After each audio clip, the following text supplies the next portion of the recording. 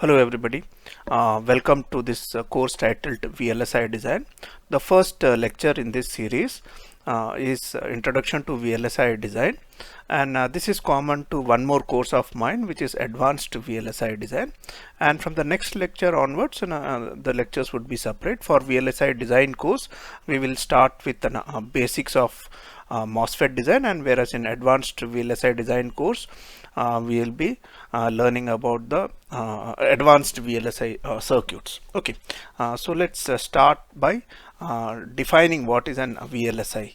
Okay, VLSI stands for a very large scale integration, right? So a VLSI chip generally contains more than 1000 transistors. Okay, so that is the definition of VLSI.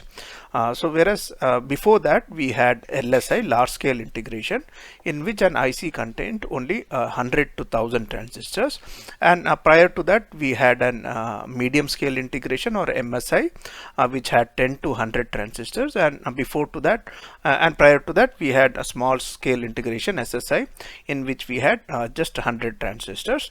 As of now we have more than a billion transistors in a chip.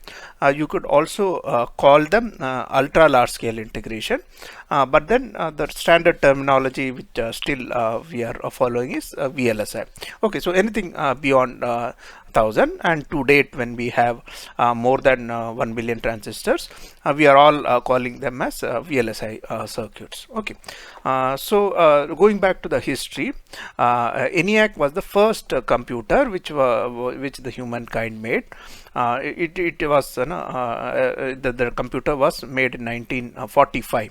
Now if you see the size of this computer, it is as big as a big room hall itself, right? And the basic component which was used to make these computers were valves.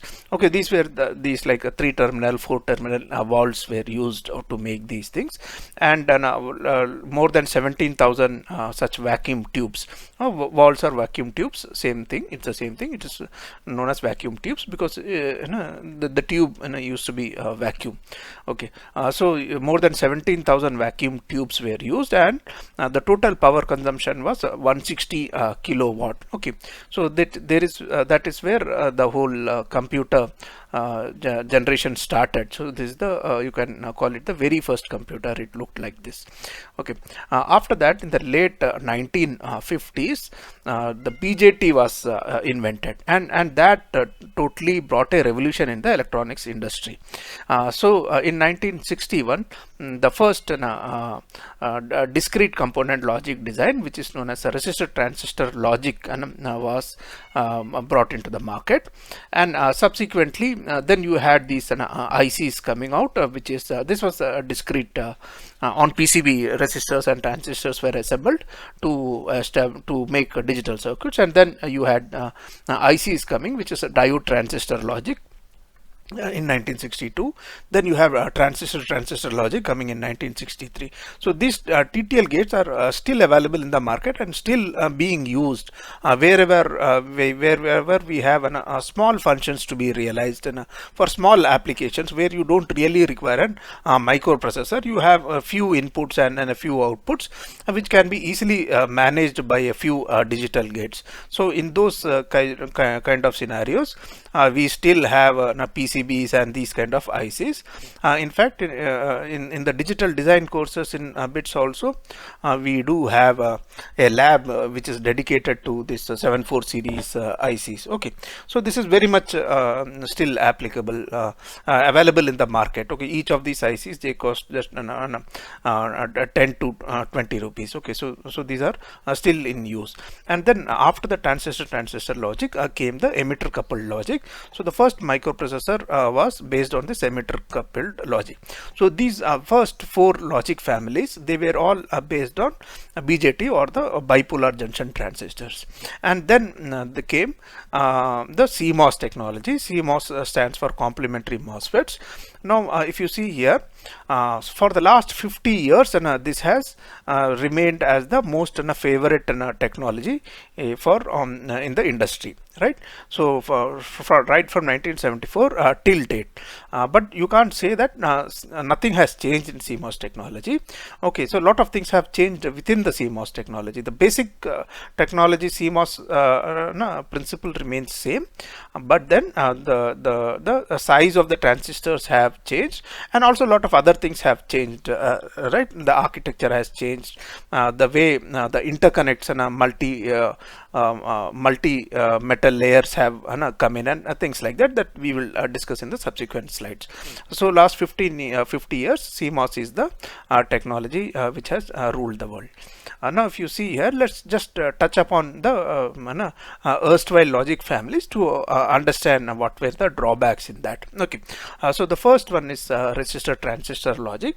Like I just said, they were not in IC form, they were on the PCB. The transistors and the resistors were assembled separately to realize digital functions, right? And digital logic functions. So this is an NAND gate. If you see, how does it function as a NAND gate?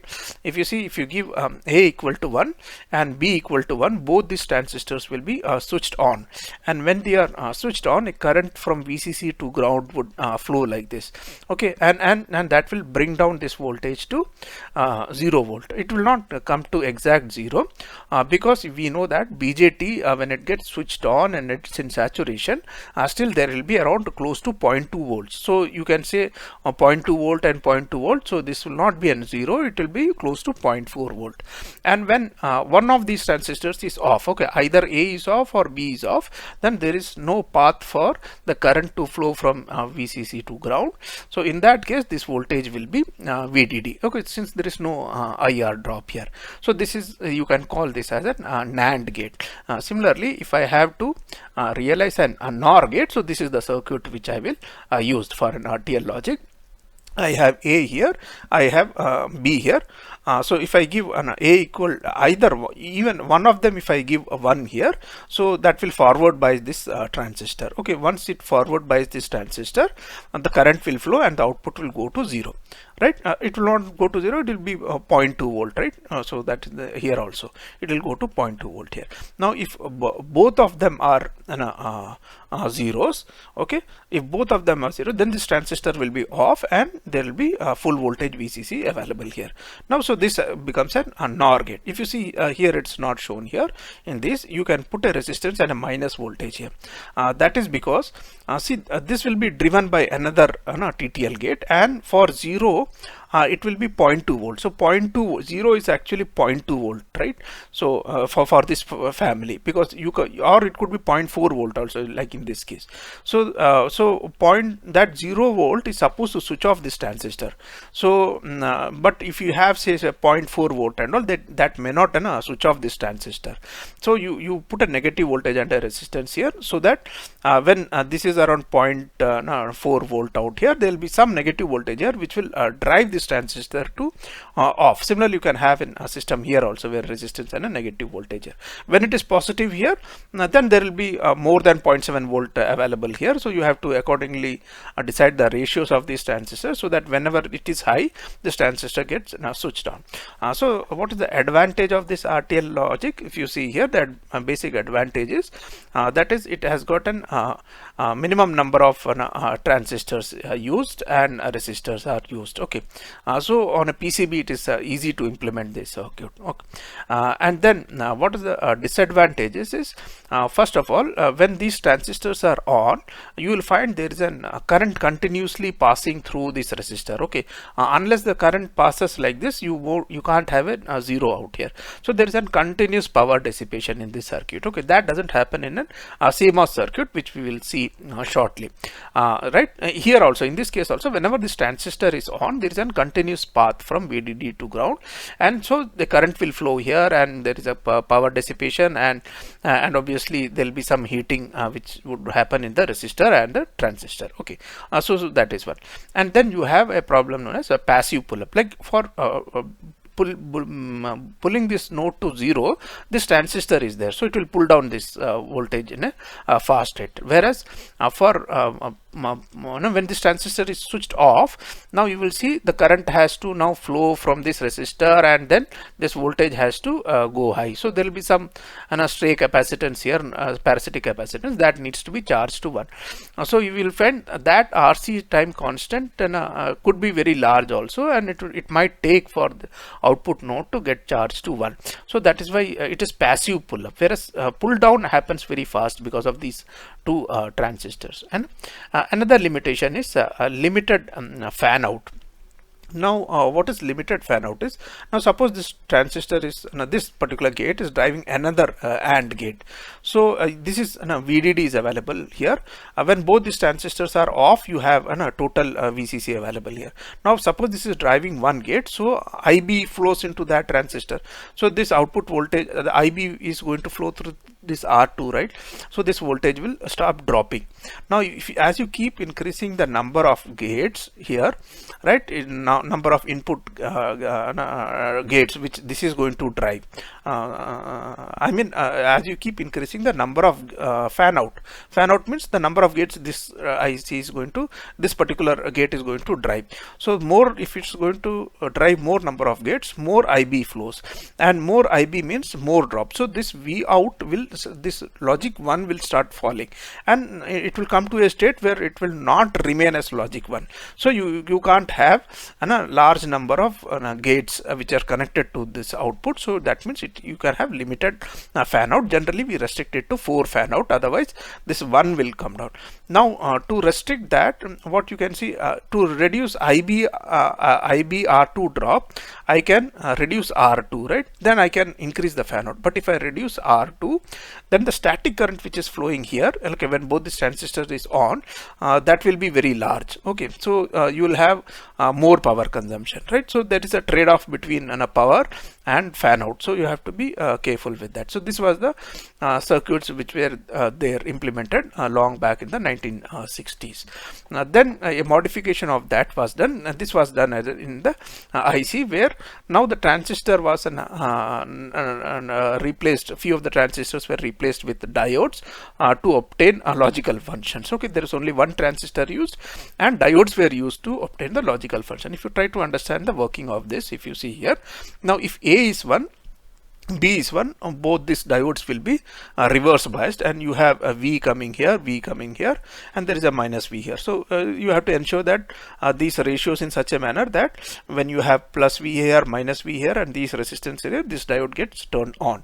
So for 1 1, this transistor gets turned on, and the output is 0. Again here it won't be 0, it will be 0.2 volt. Okay, remember that.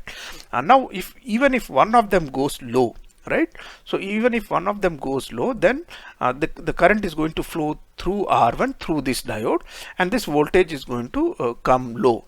How much low will it come? So from the previous stage, if it is low, it will be 0.2 volt, and then this diode, it will be 0.7 volt. So the voltage out here will drop to 0.9 volt. Okay, so it is 0.9 volt here, and there is a negative voltage here that will switch off this transistor. Okay, so this negative voltage will ensure that once it is switched on, it will pull back all the carriers from this base region, and this will get switched on, because 0.9 volt is here and negative voltage is here. Okay, so this will turn off. Once this is turned off, this voltage will go to high. Okay, so this acts like an NAND gate out here, right? So now the disadvantages is, again, like when this transistor is switched on, you will find an collector current is flowing through R2 through this transistor, so there is going to be higher power dissipation. Also passive pull up, again, to pull up this node, it is through a resistance, where pull down is through an transistor. So pull down will be faster and pull up will be slower. A limited fan out, again the same problem of TTL of RTL exists here. So if you keep driving many gates here, so the IB will start flowing here through this R2, and the output voltage will start decrease, and no rail to rail output. Okay, so no rail to rail output, that was the problem here also, no rail to rail. Rail to rail output means ideally if I am using a 5 volt power supply here, the output voltage for 1 should be 5, for 0 should be 0, but that's not the case here. Even for RTL gate we saw here, in this case for 0 it will be be 0.4 volt, and here for 0 it will be 0.2 volt, because that is the minimum voltage which will be there in the transistor. And similarly for 1 also, as you keep increasing the fan out, this V out will start VCC here. V out will for no IB currents, it will be when it's not driving anything, then it will be VCC here. But as you keep increasing the number of loads here, then this drop there will be drop, so you won't have a rail to rail output here. So that is the same case here in DTL also. Now coming to TTL logic, here what we are using is, instead of that diodes there, we are going to use a multi-emitter. Okay, this is a BJT, a single BJT with multiple emitters. Okay, so this can be fabricated. Now if you see here, when both the inputs are 1, okay, so then there is no emitter current. Okay, there is no emitter current which can flow like this. So that is why there will so this voltage which is available here, okay, so that will be available. So Q2 will turn on. So there's no collector current from right to left. Okay, because there's no emitter current. So you will find, okay, the voltage is available here. Q2 will be switched on. So Q2 will turn on Q4 also. So this output voltage will come to 0. It will not come to 0. Again, it will come to 0.2 volt. Okay, and if any one of them goes 0, right? So for 1 you have 0, right? For if any one of them is going 0, right? Then what happens in that case? So the emitter current flows like this. Right, this Q1 is turned down, so it will pull the collector current from right to left, so this will turn off. So this gets turned off, so Q3 will turn on. Okay, and then the output will go. So this again will work like an NAND gate, right? Now if you see here, what is the purpose of this diode which has been put here? Okay, if you see here, when this is turned on, right, Q2 and Q4, it will be 0.7 volt here, right, and then from here to here it will be another 0.2, so 0.9 volt will be available here. So 0.9 is available here, so I don't want this transistor to be switched on when this is on, so I put one diode here, right? So for this to be turned on, so you will have 0.7 and 0.7 will both will be required. So if I put a diode here, then it will ensure that this is not turned on when this is on, so only one of them will be on. Now if you see here, the advantages of these two diodes are just to prevent negative spikes which is coming here, so that will prevent this transistor, this circuit from damaging. So this will, whenever there is a negative spike in the inputs, so that will get grounded through D2 and D3. Now obviously the advantages is multi-emitter, you can use multi-emitter transistor here to perform logical function, active pull up and active pull down. Okay, so you have these, this is charging and this is pulling it down to 0, and this is actively pulling it up to 1. So that is it. The disadvantage is again, like when this is switched, see here also there is a constant current which is flowing out here, right? And similarly when Q2 and Q4 is on, you will have one current which is flowing like this, right? And when A is 0 also, from VCC through R1 some current is flowing there. So in several conditions you will find that there is a static power dissipation is there. Okay, so that is one disadvantage. And again, no rail to rail output here also. You will have, it's not a perfect 0 here. Similarly, it will not be a perfect 1 here. There will be voltage drop out here and here. So you will find that it doesn't give rail to rail output. So that is one another disadvantage of this TTL gate. And then the next logic which came into the market was ECL logic, which stands for emitter coupled logic. Okay, here in the first stage you have a differential amplifier. Okay, what is a differential amplifier here is like if both the inputs are say 0, then there is a current flowing here in this path. Okay, in this path here continuously.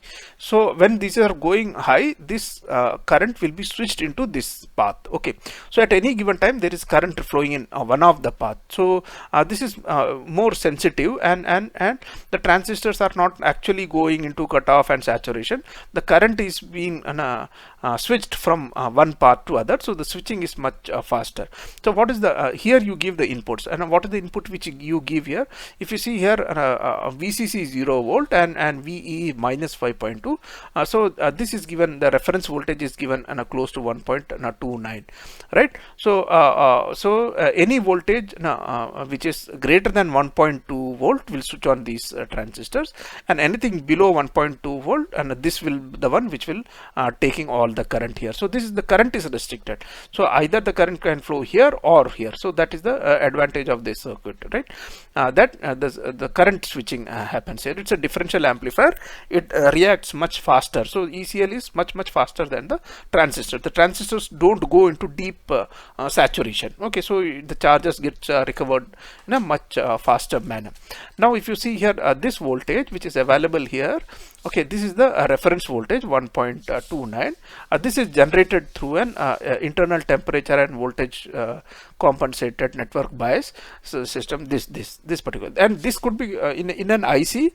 This particular portion which is shown within the dotted lines would be common to many gates. Okay, the purpose of this is to generate minus 1.21 stabilized voltage, which is independent of the temperature and voltage variations. Now if you see, when the temperature drops, when the temperature increases, VBE increases, okay, and VBE decreases, and that can cause greater currents here, this voltage to increase. But if you see here you have a parallel diodes also here. So here also what happens is, when the temperature increases, there is a tendency for current to increase here and voltage to increase here, but you have a parallel diode path here. With the temperature increases, the current here also increases, and there will be more drop across this resistance out here, and hence the lesser base voltage will be provided, and hence this will more or less remain constant.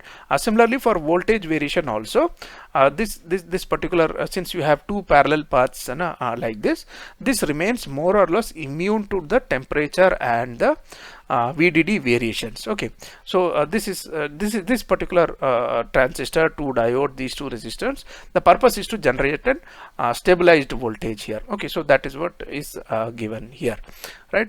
Now if you see here, now when both these things are 0, okay, this is current is going to flow here, so you will have a 0 voltage here, you have a 0 voltage out here, right? And then you will have this transistor will be switched off, and so this will be switched off. But if any one of them is on, any one of them, okay, is on, then this will get so this current will stop flowing in this transistor, because now these have turned on, so there will be no current in Q3. So there will be this voltage, there will be no IR drop, so this voltage is now available here, so this will go high. So obviously this works as a OR gate, right? Now if I take here, now in this case, if any one of them is 1, right, if any one of them is 1 here, then this voltage will be 0 here, right? So this is 0 here, so in that case this transistor will be off. If both are off, in that condition this will be switched on, so this will act like an NOR gate out here, right? So now the advantage is it is faster, it has got a higher fan out.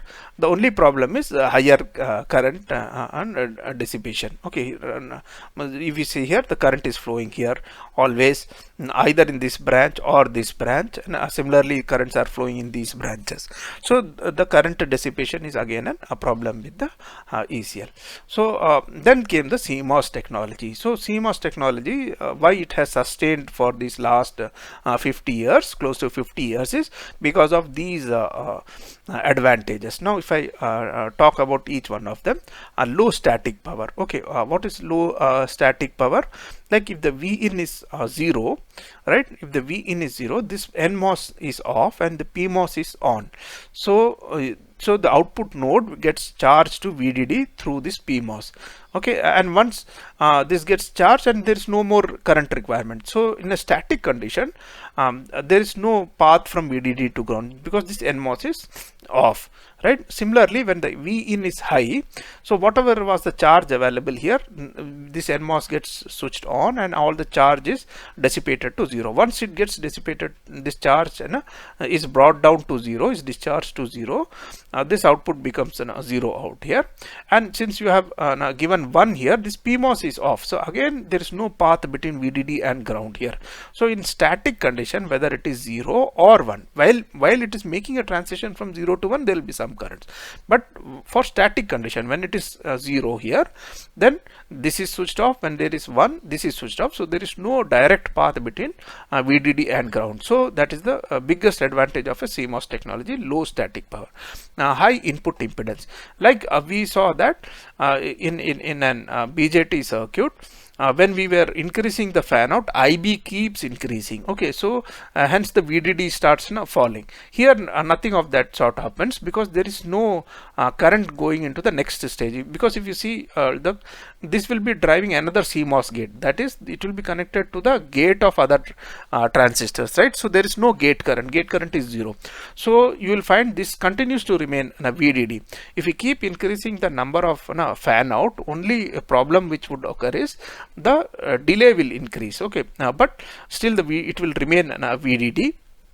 So it has got high input impedance and rail to rail output, okay. So when this PMOS is on, you will find this is a charge to 1, and when NMOS is on, this is charged to complete to 0. So you have full rail to rail output available here, right? Okay, and then you have active pull up and pull down. So this is an actively pulled up and actively pulled down. Design is simple: high packing density, high noise immunity. So it has got a high immunity to noise, that we'll see. One is it has got full rail to rail voltage, and also we'll see the VTC curve subsequently. We'll find that it has got a higher noise immunity. Temperature stability. Now what is temperature stability is, like for an BJT, with increase in temperature, the collector current increases, VBE decreases. So if you I think it doubles every 10 degrees Celsius, okay. So when the temperature increases, the current increases. The increase in current will generate more heat, I square R heat, right? And that heat will again increase the temperature. So you have a feedback, positive feedback system there. So unless you are careful with your biasing network, which reduces this positive feedback and introduce some kind of negative feedback, there will be a condition known as thermal runaway, right? So because more heat, more current, more heat, okay. So that continuously it will that loop will be executed, and finally your IC will burn, okay. So you have to take care of that. Why? By proper biasing it. Whereas in MOSFETs, the biasing is very simple because it has gotten a negative temperature coefficient. That means the current decreases with increase in temperature. So that is why it is known as stability. Scalability means we can easily scale. That is what has happened, right? The MOS devices has now been scaled almost up to 7 nanometer. We'll see that in the next class, where how a technology scaling is done by keeping the electric field constant. We can reduce the feature size as well as the power supply voltage. So once we do that proportionately, so there will be no harm done to the devices. We can make devices with smaller dimensions. Only care needs to be taken is we need to keep the electric field within the device constant, and for that we need to reduce the VDD proportionately, okay. So these are some of the advantages of CMOS technology. But then we said the CMOS technology has been in use for the past 50 years. It is not that that CMOS technology has remained the same, okay. There has been within CMOS technology a lot of things have changed. So if I talk about Pentium, which came into being in 1993, the channel length was 800 nanometer, okay, or the gate length is 800 nanometer, and it operated at 60 to 66 megahertz, and and the size was this, right, around 16. Now today we have 7 nanometer devices, okay, with billions of transistors in that, and the frequency of operation is in gigahertz, and now they can do very complex computational computations, right? So now within CMOS itself, lot of things have changed. It is not that last 50 years CMOS has remained the same. The basic principle of operation has of the devices have remained same, but later, but lot of improvements have happened within that. Okay. Now the Moore's law. Okay, this is an important law which every VLSI engineer should remember. Moore was a founder of the Intel, co-founder of Intel. He had predicted that in like the number of transistors which will be packed, okay, will double every 2 years. Okay, so in fact it has come very true. Even in 2022, if you see, these are the processors, okay, they have actually followed Moore's law. Okay, the number of transistors per unit chip area has followed this rule, okay, wherein it kept doubled every 2 years. Okay, now it is not only because of the shrink in the feature size, right? Obviously the device size got smaller and smaller. Also the way the interconnects was done, that also changed radically, right? Initially you just had a single metal layer interconnecting all these transistors, but as the number of transistors per unit area increase, you have to do the interconnections without crisscrossing, right? So multi-layer metals started. We started using multi-layer metal, that is one layer of metal on the chip, one layer of metal, and then you had an insulator, and then another metal, another insulator, another metal, and we used to interconnect, and we can interconnect these metals through vias. From in the layout you can see that these metal layers can cross each other because they are not shorted. There is an insulator in between. Wherever the short is required, there you place a metal, and also better algorithms for routing and placement. So all these things helped in making more number of transistors in a given chip area. Okay, so not only the device size, but also interconnections and a better interconnection and routing algorithms also, and multi metal layers helped in increasing the number of chips in unit area. Okay, now also in all these years we will find that the die size has increased, and also the wafer size also. Okay, this is a wafer, and inside that you have a small dies. So even the die size also has increased because in each microprocessor now we expect it to do more and more. Although the number of transistors have increased in that, but more than that, we want those microprocessors to do more and more complex functions. So the functionality has gone up, and that is the reason also the die size also has gone higher. Okay, and then the frequency of operation. This is again, we want our devices, whether it be mobile or laptop or desktop, we want it to be to operate it at faster. Okay, so and that is the reason the consumer market has ensured as in fact driven this frequency into gigahertz range. Now as of now, on the present day, everything works in gigahertz. Nothing below gigahertz is acceptable to the consumer today, right? Now this was the ITRS prediction of power consumption. So ITRS is this is an society which generally gives the guidelines to many of the semiconductor industries, so that there is a compatibility between the products which is being manufactured by various countries, right?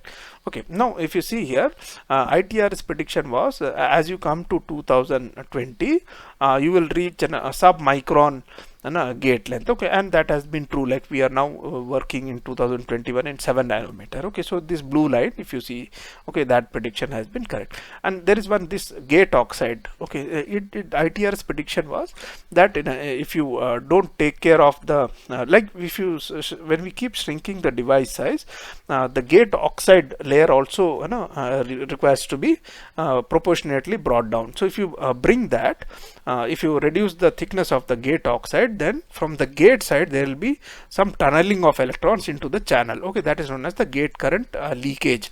Okay, now what has happened is from if you see here in this region, no, instead of going up, it has come down. Okay, that is because we started using high K dielectrics. Like for instead of silicon dioxide, we started using a high K like HFO2. Now the advantage of using HFO2 is if you use the electric K of an HFO2 is 4 times the K of, like for silicon dioxide, K is I think for HFO2 the K is around 23 odd, right? So so it is the 4 times the K of an silicon dioxide. So for the same effect, okay, for the same gate capacitance, I can use 4 times thickness HFO2 as compared to SiO2. Like for example, if I have an 1 nanometer, if the requirement is of 1 nanometer SiO2 gate oxide thickness, I can instead use 4 nanometer HFO2 gate oxide. Okay, so if I use an greater physical thickness, then the gate leakage will be reduced. So that is how by using HK we have been able to reduce the gate leakage to a great extent. Okay, so that is how this curve has come down. Now, but the other issues which remain is subthreshold leakage. So that is going high. So that needs to be taken care of. Still, this is an issue, and the dynamic power is also slowly increasing. So these issues needs to be taken care of. So in the subsequent classes, we will address these issues also. So again, this was another Intel prediction which said that if you don't take care of the heating issues in the VLSI circuits, your microprocessor chips are going to get heated like a rocket nozzle or a nuclear reactor. Okay, now if you see a hot plate which we have in our homes, it is 10 centimeter by 10 centimeter, and it almost consumes 1000 watts of power, right? So if you see it is 1000 divided by 10 into 10, it comes out to be 10 watts per centimeter square. So you can understand how much heat it generates. If you talk about Pentium, right, in a Pentium is around 60 watts, and the size we discussed here is 16.7 and 17.6. So if you 60 divided by this area, it will come out to be something here, right? Around 10 watts per centimeter square. That means an Pentium processor was used to get up and heat up like an hot plate, so you had some cooling required there. Now if you see here, now billions of transistors are being incorporated into the chip. So so Intel said, unless you incorporate some power saving schemes, your microprocessor will start heating up. So so it is not so, lot of low power techniques have been incorporated in the ICs so that your microprocessors remain cool, and they don't heat up beyond reasonable limits. Okay, and if you see here, these days processor, they still they require heating cooling fans out here, and we also have water cooled coolers also, right, for some of the processors. So the heating is an issue. So low power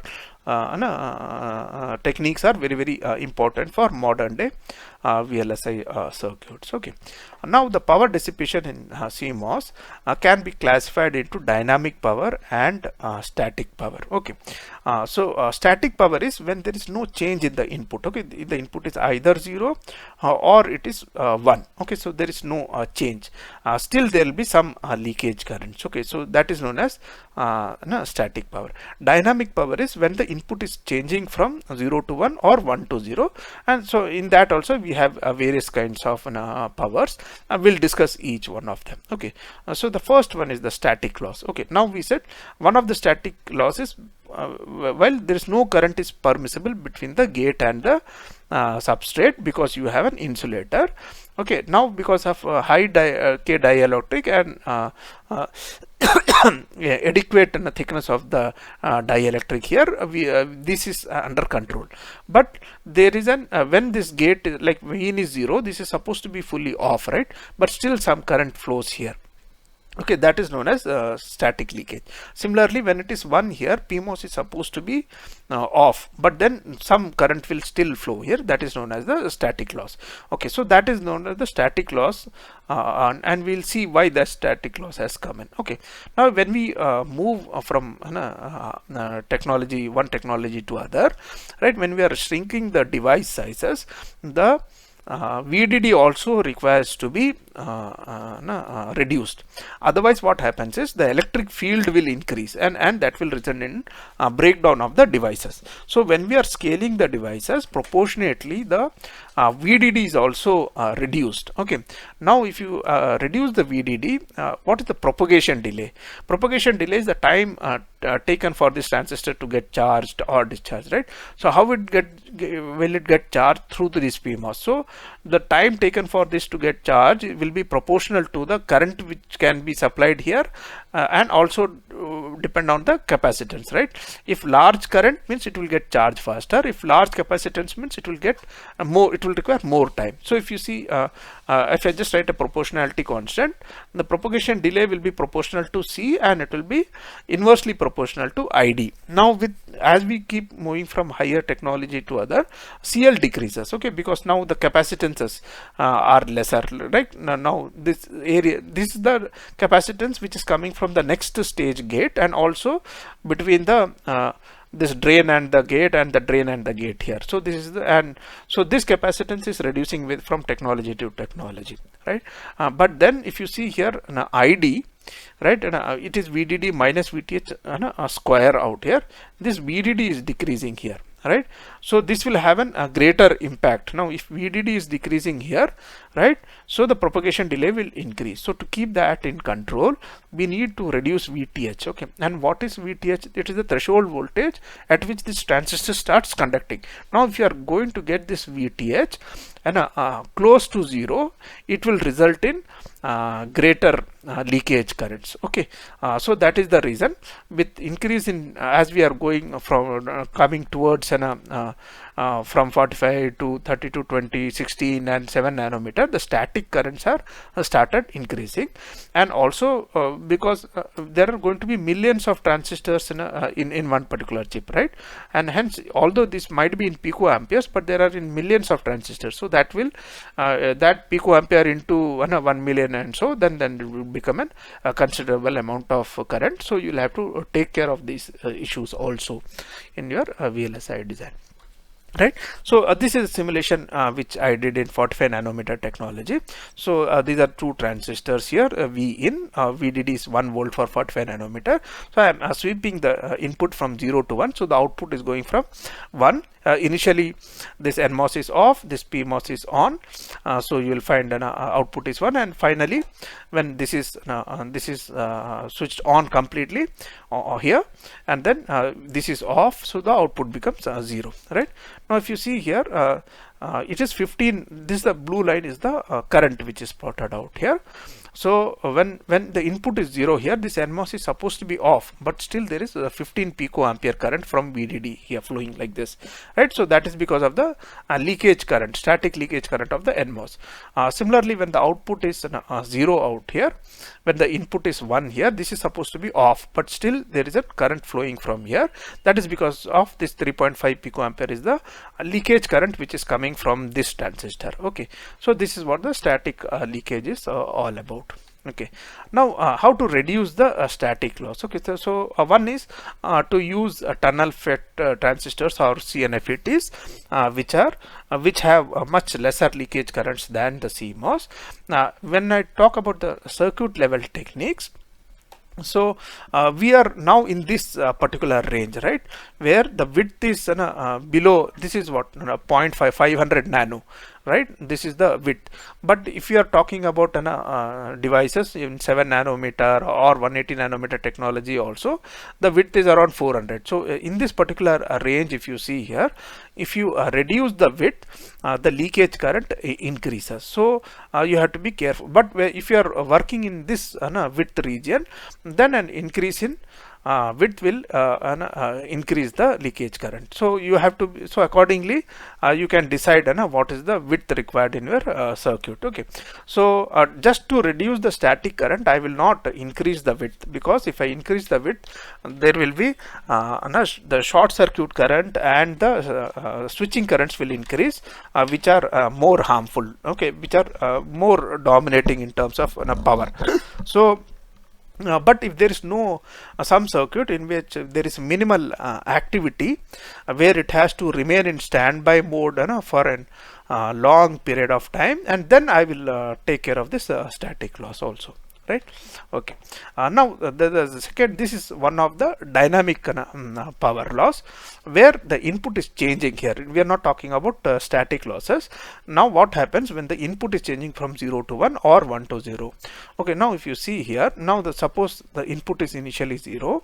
Okay, this particular diagram is from a 180 nanometer technology thing, where let's discuss it for 180 nanometer. This is applicable to every technology, but let's discuss it from 180 nanometer technology point of view, where the VDD is 1.8 volt and the threshold voltage is 0.6 volt here, right? So initially Vin is 0. As the input voltage reaches 0.6 volt, this will be switched on, but the PMOS also will be switched on, because this will be switched off only when this input reaches 1.2 volt. When it reaches 1.2 volt here, then this will be 0.6 volt, and when it goes beyond 1.2, then it will be less than the threshold voltage and it gets switched off. So in between these two regions, you will find both the NMOS and the PMOS both are switched on, and you will find this current is increasing, and exactly somewhere in between it will be the max current. Okay, so this is known as the short circuit current. Okay, the same thing happens when the in the falling edge also, when the input is falling from 1 to 0 also, there will be an instance where for a short period of time both the NMOS and the PMOS will be switched on, and you will have a current spike here. So these are known as the short circuit current losses. Okay, why we call it as a short circuit? Because there is a direct path available from VDD to ground. Okay, so how to avoid this short circuit? One option is to keep this VTN here and VTP here, right? So that if you increase the VTN and VTP, so for example, for a 45 nanometer technology, it provides us low VT device, HVT device, and a standard VT device. So if I use HVT devices, then the short circuit currents will reduce, because you are pushing this VTN high and you are pulling down this VDD plus VTP point below here, right? So but then again, if you try to do that, your delays will increase, because if you see the current equation, it is, if I go back to the current, this, if you are using high VD here, high VTH, the current will be reduced, and reduced in current means propagation delay will increase. Okay, so if you try to do that, then the propagation delay will increase. Okay, so so these are some of the trade-offs. Another thing which you need to remember is the short circuit current reduces with C load. Okay, if suppose this is driving a few other gates, then the load capacitance at this end increases, and that decreases the short circuit currents. Okay, let me explain that through a graph out here. Now the input is, if it is the red line, the input is going from low to high out here, right? If the input is going from low to high out here, now if you see this this black dotted line is if there is no load connected. Okay, so the moment at this particular point where input has reached 0.9, output will be say 1.4 here for this particular case. Okay, now you will find both the PMOS and NMOS are switched on, and there is a drop here also, so the current will flow here, right? But whereas there is once you connect a large capacitance here, okay, when the input has reached halfway through here, right, the output is still continuing to remain close to 1.8 volt, because now this capacitance will take time for it to get discharged, right? You have put a large capacitance here. Now the input is increasing, it has reached halfway point out here, but even if it is reached halfway point here, the output has failed to come down because of the large capacitance. Now if you see here, this NMOS is on, this PMOS is also on, but no current will flow here. The reason is because there is no VDS here. This is 1.8 volt, 1.8 volt, right? So even if this is on, there won't be current flowing here, right? Now if you suppose we just take a theoretical case where CL is very, very large. So as Vin keeps increasing, right, till it reaches full VDD, this continues to remain VDD, right? So in that case, there will be no short circuit current also, because this is and this slowly discharges later on. Okay, by that time this PMOS gets switched off. So the effect of adding the load capacitance out here is that the short circuit current will reduce. Okay, that is because this node continues to remain high and there is no VDS available here for the short circuit current available here, right? Okay, but we are not going to add CL out here to reduce the short circuit currents. Okay, that will be foolish, because CL is going to increase my switching currents. Okay, this CL as it is will increase, because if your gate is driving n number of other gates, then the net effect, what is this CL coming from? That CL is coming from the gate to source, gate to drain voltage of this transistor, gate to drain voltage capacitance, gate to drain capacitance of this transistor, gate to drain capacitance of this transistor, the interconnect capacitance, and the gate capacitance of the next stage. So we are not inserting any CL here. The CL will be there as such. Okay. Now comes to the one of the main components of power loss, which is known as the switching loss. Now this is a PMOS and NMOS. So I have a load capacitance, CL. Okay, now like we just discussed, CL has got three components. One is the drain capacitance at this point, okay, between the drain and the gate, between the drain and the gate, that is the drain component. Then there is some interconnect. So when you make an interconnection, there will be some capacitances, and also the input capacitance. Input capacitance is from the next stage, the gate capacitance. So this is the total net capacitance available here. Now suppose the input is going from high to low. So this PMOS, when it is high, the output is 0. Now it is going from high to low. Now this node gets charged through PMOS. Now if I try to find out the energy which is stored in this capacitance, so I integrate the current and voltage, right? Voltage is VC and current in the capacitor is current in the capacitor is what? An I. I is what? dq by dt, right? dq by dt, right? Now if you see q is what? Q is for a capacitor is right, a CV. So I can write that as CL and dq by dt. Instead of CL is constant, V is changing, so I dVc, and instead of dt I write dVc and put these limits to 0 to VDD, right? So and if I do this integration, I will get a half VDD square CL. So this is the energy which gets stored in this capacitance, right? Half VDD square CL, that is the energy which gets stored in this capacitor when it is getting charged from 0 to 9. Now if I try to find out what is the energy which is taken from the source, so I do a VD is constant, I just integrate the current 0 to t I dt, right? So what is the total current? Total current is which is going to is if I get integrate the total current, it will be the total charge which gets accumulated here, right? That is QCL, and if I QCL, if I replace it by VDD into CL, so I get VDD square CL. So this is the energy which is taken from the source. This is the energy which gets dissipated in the and it is stored in the capacitor. So there is an half VDD square missing. What happens to that? Okay, that gets dissipated as heat, I square R loss in the PMOS. So while charging, VDD square CL energy will be taken from VDD, and half VDD square CL gets energy stored in the capacitor, and half VDD square CL gets dissipated as I square R loss in the PMOS.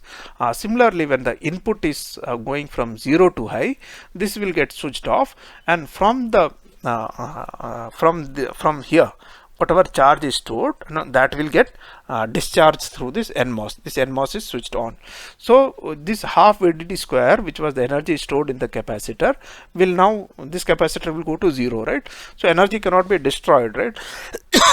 So that gets converted as I square R in this NMOS. So when we are pulling this node to 0, half VDD square is the energy which gets dissipated as heat in the NMOS out here. Okay, that is during discharge.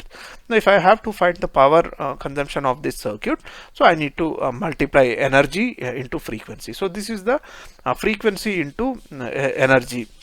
VDD square CL is the power of the circuit. So this equation is very, very important for us. That is, it means the square of VDD, it is proportional to CL, and it's also proportional to frequency. Okay, so all the low power techniques will be targeted at reducing this frequency VDD and CL. Okay.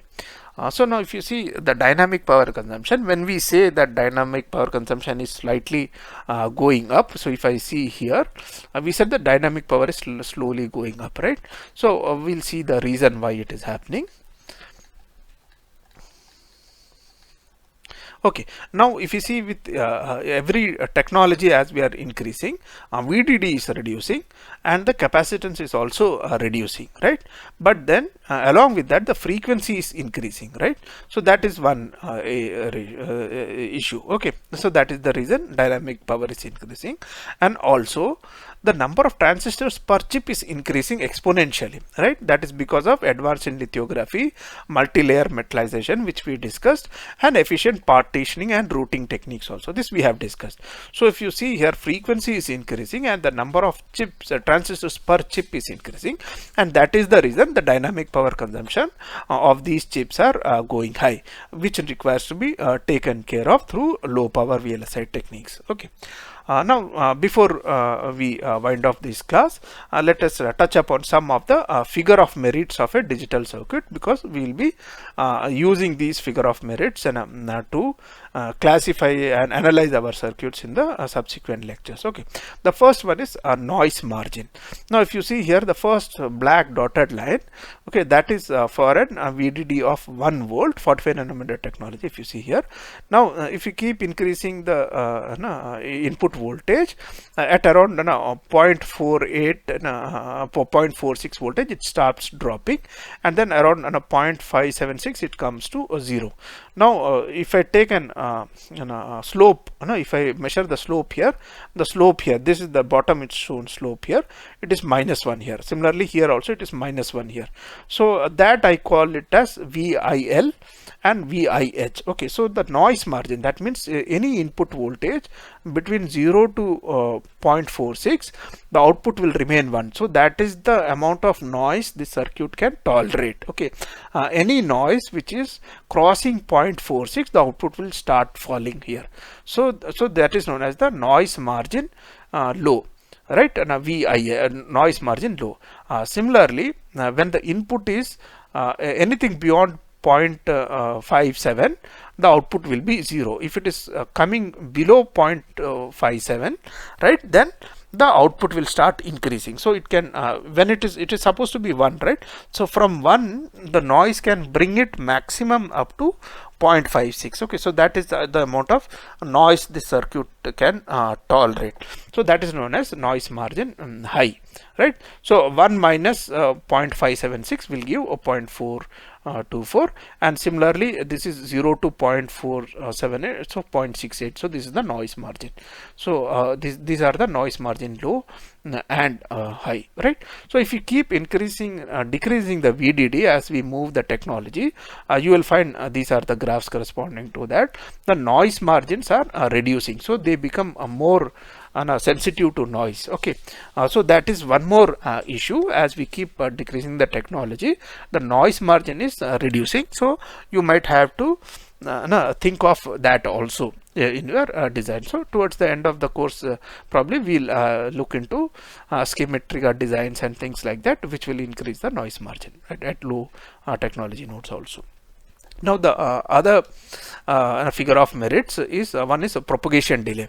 Okay, that is when the input is rising from 0 to high, the output is falling from high to low. This is for an inverter. Now the time taken for the input to come to 50% till the output to reach 50%, that is known as propagation delay high to low. Now we are calling high to low because we are talking in terms of the output waveform. Okay, so propagation delay high to low means for the time taken for the output to reach to 50% and from the input 50% time, right? Similarly, propagation delay low to high is for the output to reach to 50% value from the input 50% time. Okay, so this is known as the propagation delay low to high, right? And then we have something known as fan in and fan out.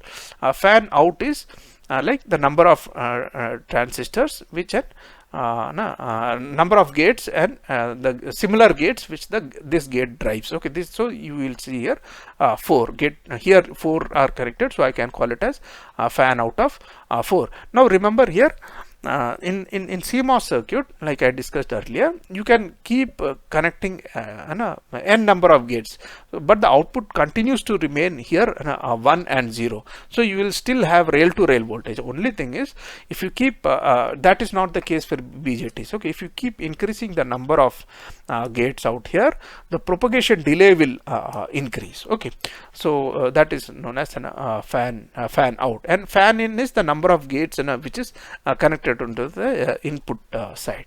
Okay, now coming to energy and power consumption, most of these issues we have already discussed.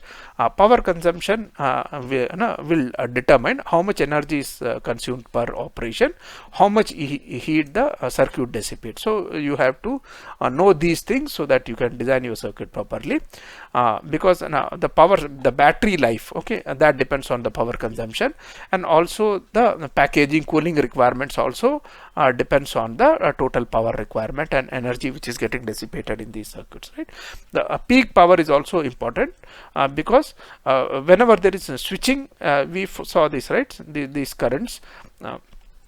Here you see during switching there will be peak currents. So these peak currents should not damage the interconnect lines. So the supply lines, they have to be sized. So depending on the peak current, the width of those lines should be adjusted. So for if there are large peak currents, then the width should be accordingly wider of those, so that it can carry that much of current. Okay, the peak current, supply line can be sized, and average power dissipation also is required for cooling and battery requirements, right? So these are some of the issues.